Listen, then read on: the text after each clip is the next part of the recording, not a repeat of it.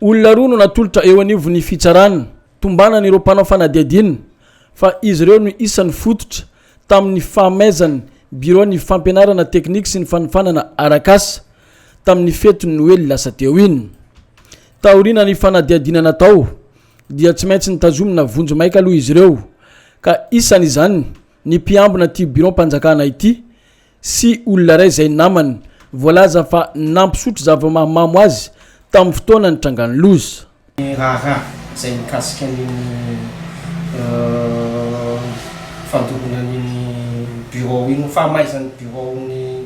direction iny zany amin'izao dia efa any amin'ny fitsarana ny raha amin'izao efa misy olona anankiroa zany efa nitazomina any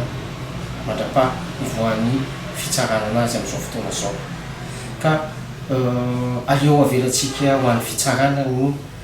mikarakara sy mikirakira ny zavatra rehetrarehetra momba an'izay famaizan'ny bureau fampianarana teknika sy fanifanana arakasa etopoin'izay. Mikasika ny fanamboarana kosa indray efa nisy ny tombana nataony solotena ny avy eo anivon'ny ministera ny fampianarana teknika sy ny fanifanana arakasa amin'ny mety ho fanarenana. Efa tonga teto Mahajanga moa solotenan'ny ministera ny conseil technique ny ministre sy ny directeur patrimoine et logistique izay nanombatongana ary jerakaiky ny fahasimbana dia anao tatitra any amin'ny andriamatory ministra moa dia eo zareo mikirakira anazy rehefa mandrapavita ny fanarenany ity biro mpanjakana ity dia eny akaiky ny stade aloha hatramin'izao no andraisana vonjo maika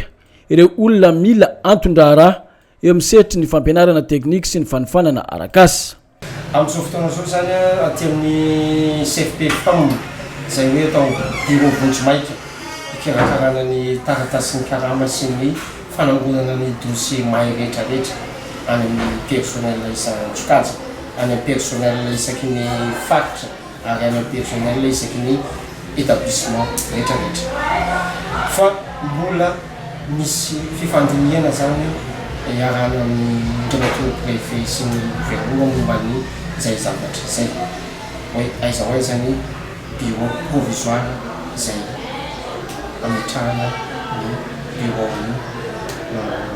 fampianarana teknika sy fanifanana arakasa etopoina amin'izao. Marina moa fa dia maiky lafirehitra tsy nisy noraisiny ny fitaovam-panjakana rehetra sy ny antota taratasy tao anatin'ny biro fiasana eto amin'ny sampam-pianarana teknika sy ny fanifanana arakasa ho an'ny faditry boeny ity.